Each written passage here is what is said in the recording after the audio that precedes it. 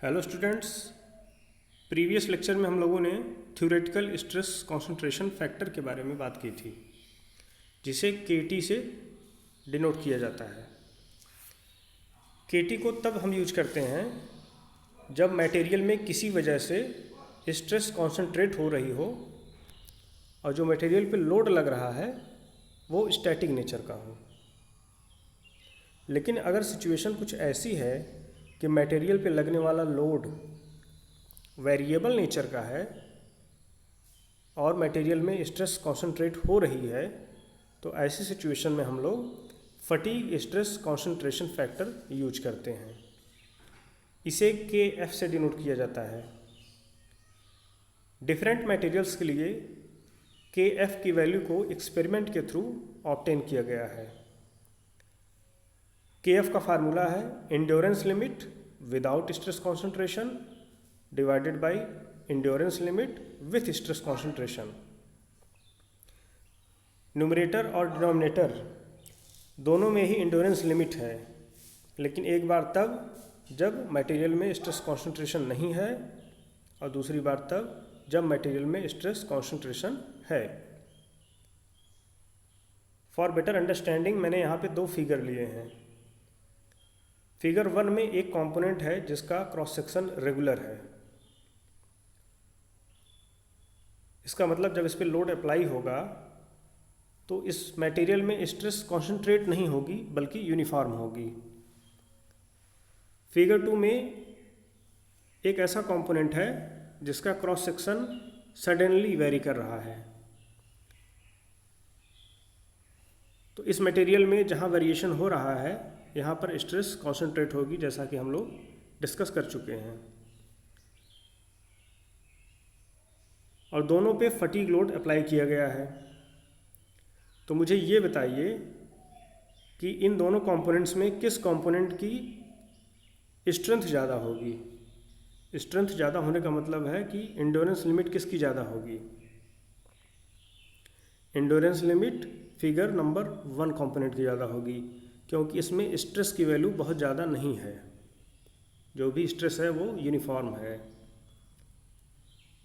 और फिगर 2 में stress concentrate हो रही है, स्ट्रेस की वैल्यू ज़्यादा हो जा रही है, इसलिए ये मटेरियल जल्दी फेल हो जाएगा। इसका मतलब endurance limit without stress concentration की वैल्यू ज़्यादा होती है with respect to endurance limit with stress concentration. इसका मतलब KF वाले फार्मूले में न्यूमरेटर हमेशा डिनोमिनेटर से हाई होगा और जो रेशियो आएगा ये आएगा more than 1। KF is always more than 1। अगर क्वेश्चन में गिवन नहीं है तो हम इसको 1 भी कंसीडर करते हैं। अच्छा, अगर बात करें थ्योरेटिकल स्ट्रेस कॉन्सेंट्रेशन फैक्टर की KT की, तो KT का फार्मूला क्या था?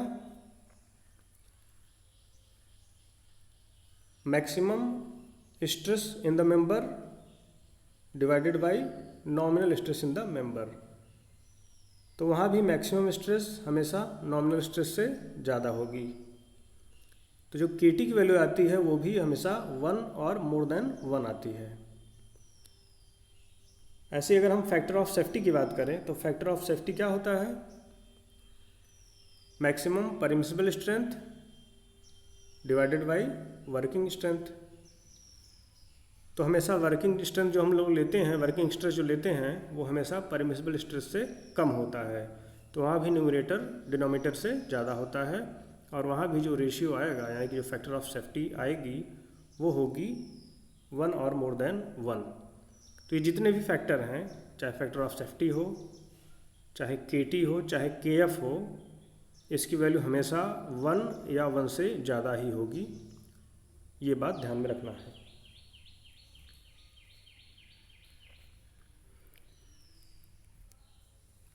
Notch sensitivity.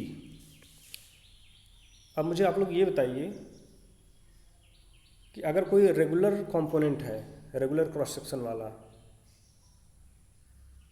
और एक ऐसा कोई कंपोनेंट है जिसमें कि कुछ सरफेस इरेगुलरिटी है, hole, scratch, variation, cross section, और दोनों पे सेम मैग्नीट्यूड का फटीग लोड अप्लाई किया गया है, तो ऐसी सिचुएशन में किस मटेरियल में फ्रैक्चर होने की पॉसिबिलिटी ज़्यादा है?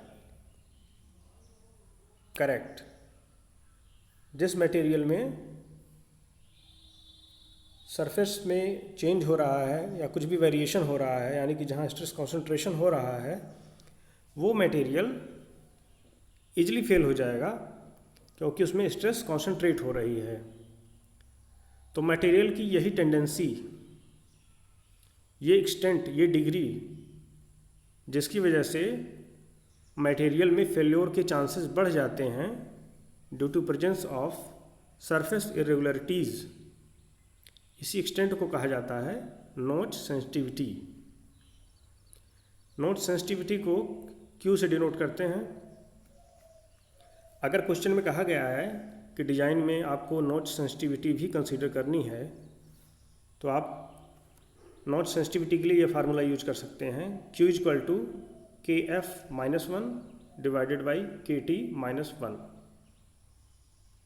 यहाँ पर KF क्या है? फटीग स्ट्रेस कॉन्सेंट्रेशन फैक्टर, और KT क्या है? Theoretical stress concentration factor. अगर यहाँ से हम KF की वैल्यू को रिप्लेस करके फाइंड आउट करना चाहें, तो KF की वैल्यू आएगी 1 + Q ब्रैकेट में KT-1। ये फार्मूला हम तब यूज करेंगे जब टेंसाइल और बेंडिंग स्ट्रेस जनरेट हो रही है कंपोनेंट में। सिमिलर वे में KF के साथ सफिक्स S लगा दिया गया है और KT के साथ सफिक्स S लगा दिया है अगर शियर स्ट्रेस जनरेट हो रहा है उस सिचुएशन में। तो इस तरह से हम नोच सेंसिटिविटी कंसीडर करते हुए फटीग स्ट्रेस कॉन्सेंट्रेशन फैक्टर की वैल्यू को कैलकुलेट कर लेंगे अगर क्वेश्चन में कहा गया है करने के लिए तब।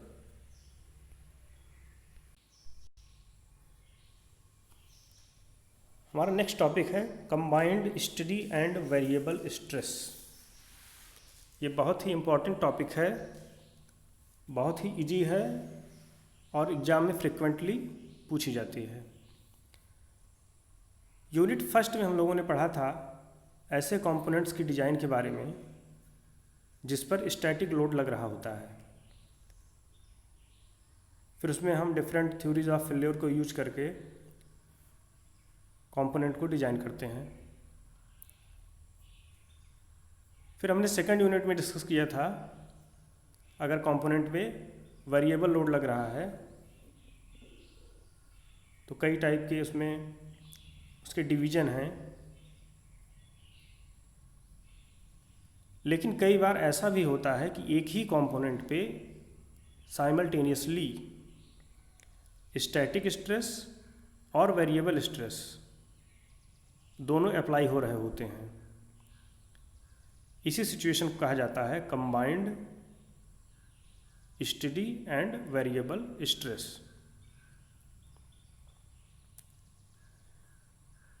तो इसका बेसिक कॉन्सेप्ट ये है कि अगर मटेरियल पर केवल स्टैटिक लोड लग रहा है तो ऐसा मटेरियल अपने यील्ड पॉइंट या अल्टीमेट पॉइंट पर फेल हो जाएगा। वो डिपेंड करेगा कि मटेरियल डक्टाइल है या ब्रिटिल। अगर मटेरियल पर केवल वेरिएबल लोड लग रहा है तो ऐसा मटेरियल अपने फटीग पॉइंट यानी कि एंड्योरेंस लिमिट पर फेल हो जाता है। ये बात तो कॉमन है, लेकिन तब क्या होगा जब मटेरियल पर एक साथ स्टडी लोड यानी कि स्टैटिक लोड और वेरिएबल लोड दोनों एक्ट कर रहे हैं। ऐसी सिचुएशन में स्टैटिक लोड और वेरिएबल लोड की वजह से जो कॉम्बिनेशन हो रहा है लोड का, इसकी वजह से जो फ्रैक्चर पॉइंट आएगा वो इन दोनों पॉइंट से डिफरेंट होगा। ना वो एंड्योरेंस लिमिट पर होगा, ना यील्ड पॉइंट पर होगा, और ना ही अल्टीमेट पॉइंट पर होगा। तो इस पूरे चैप्टर में जब भी मैं कहूँ फ्रैक्चर पॉइंट, तो इसका मतलब है कि स्टैटिक लोड और वेरिएबल लोड के कॉम्बिनेशन की वजह से कोई मटेरियल जिस पॉइंट पे फेल हो रहा है वो है उसका फ्रैक्चर पॉइंट।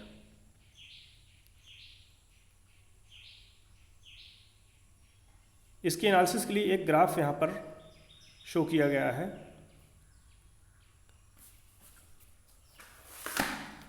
ग्राफ में ऑर्डिनेट है,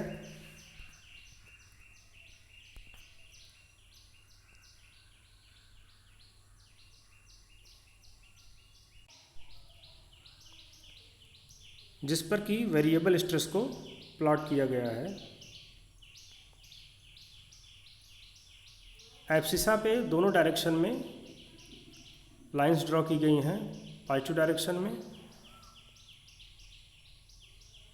और निगेटिव डायरेक्शन में। इस एब्सिसा पे हम लोगों ने स्टैटिक स्ट्रेस को यानी कि मीन स्ट्रेस को प्लॉट किया है। नेगेटिव साइड में हम लोग कंप्रेसिव स्ट्रेस को लेके चलते हैं, क्योंकि कंप्रेसिव लोड को नेगेटिव साइन से डिनोट किया जाता है।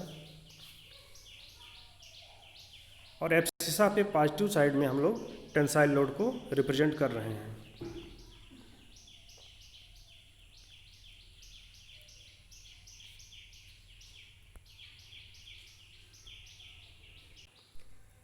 एक्सपेरिमेंटली ये देखा गया कि चलिए वेरिएबल लोड तो ठीक है, लेकिन अगर स्टैटिक लोड कंप्रेसिव नेचर का है तो फ्रैक्चर पॉइंट्स का इस कंप्रेसिव स्ट्रेस की वजह से जो रिलेशन आ रहा है वो कोई यूनिफॉर्म रिलेशन नहीं है। यानी कि कंप्रेसिव साइड में जो हमको ये फ्रैक्चर पॉइंट्स मिल रहे हैं ये कंप्रेसिव स्ट्रेस पर डिपेंड नहीं कर रहा है। लेकिन हम ये देखते हैं कि अगर कंपोनेंट पे जो स्टैटिक लोड लग रहा है वो अगर टेंसाइल नेचर का है तो फ्रैक्चर पॉइंट्स इस टेंसाइल स्ट्रेस के साथ, मीन स्ट्रेस के साथ एक रेगुलर पैटर्न में वेरी कर रहे हैं। इसलिए ज़्यादा फोकस किया गया कि वेरिएबल स्ट्रेस के साथ जब टेंसाइल नेचर का स्टैटिक स्ट्रेस हो तो फ्रैक्चर पॉइंट्स कहाँ कहाँ ऑब्टेन्ड होंगे। इसके लिए डिफरेंट स्कॉलर्स ने अपना अपना कॉन्सेप्ट दिया है कि what will be the fracture points due to combination of loads.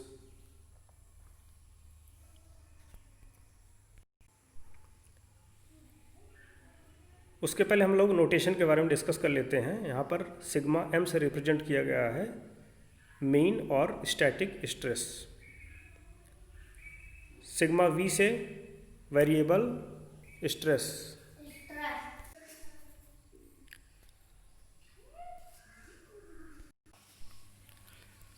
Sigma ई है फटीग स्ट्रेंथ, जिसे हम एंड्योरेंस लिमिट भी कहते हैं।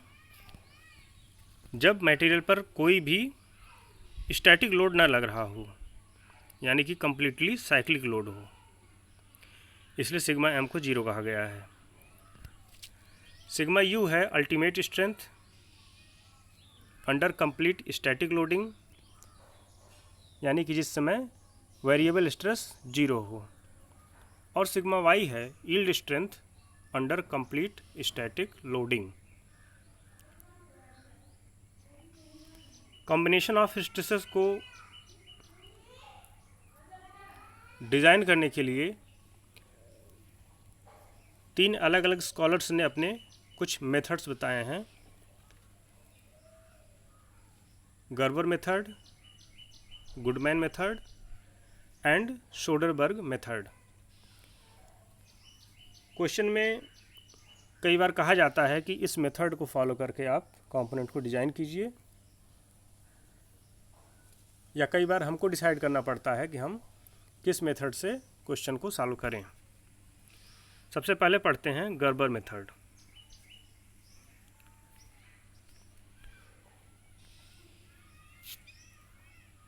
गर्बर का जो मेथड है, गर्बर ने ये कंसीडर किया कि कोई कंपोनेंट स्टैटिक कंडीशन में अपने अल्टीमेट पॉइंट पे फेल हो जाएगा। अब हम लोग जानते हैं कि अल्टीमेट पॉइंट डक्टाइल मटेरियल और ब्रिटल मटेरियल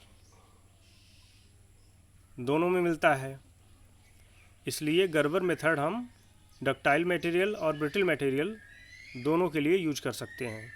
वाइबा में भी काफ़ी क्वेश्चन बनता है इससे कि गर्बर मेथड कहाँ यूज हो सकता है। गर्बर ने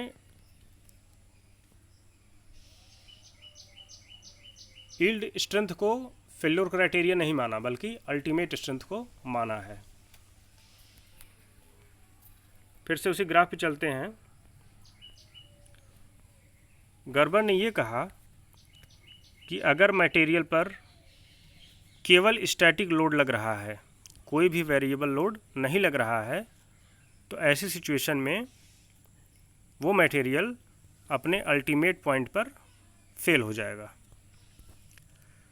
फिर उन्होंने कहा कि अगर मटेरियल पर केवल वेरिएबल लोड लग रहा है, कोई भी स्टैटिक लोड नहीं है, तो ऐसा मटेरियल अपने एंड्योरेंस लिमिट पर फेल हो जाएगा।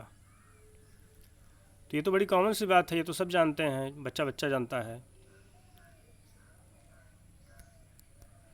लेकिन दिक्कत तब आती है जब स्टैटिक स्ट्रेस और वेरिएबल स्ट्रेस दोनों कंपोनेंट पर अप्लाई हो रहे हैं। उसके लिए गर्बर ने क्या किया कि सिग्मा ई और सिग्मा यू को एक पैराबोला से मैच कर दिया और बोला कि अगर स्टैटिक स्ट्रेस और वेरिएबल स्ट्रेस का कॉम्बिनेशन इस पैराबोला पर लाई कर रहा हो या फिर इसके आउटवर्ड हो, तो ऐसी सिचुएशन में वो कंपोनेंट फेल हो जाएगा। अगर कंपोनेंट पे स्टैटिक स्ट्रेस और वेरिएबल स्ट्रेस का कॉम्बिनेशन ऐसा है कि वो इस कर्व से इनसाइड है, तो उस कंडीशन में वो मटेरियल सेफ रहेगा। तो इस तरह से ये जो कर्व बना, इसको कहा जाता है गर्बर पैराबोला। ये एक फेल्योर पैराबोला है। इसका मतलब ये होता है कि अगर मान लीजिए कि हमने कोई एक पॉइंट ले लिया, इसका मतलब ये है कि अगर हम एब्सिसा पे एक लाइन ड्रॉ करें ऐसे, तो ये रिप्रेजेंट करेगा स्टैटिक स्ट्रेस की वैल्यू को, और ऑर्डिनेट पे लाइन ड्रॉ करेंगे तो ये रिप्रेजेंट करेगा वेरिएबल स्ट्रेस। इसका मतलब अगर इतना स्टैटिक स्ट्रेस हो और इतना वेरिएबल स्ट्रेस हो, तो ऐसा कॉम्बिनेशन उस मटेरियल को फेल कर देगा, क्योंकि ये फेल्योर कर्व पे आ चुका है।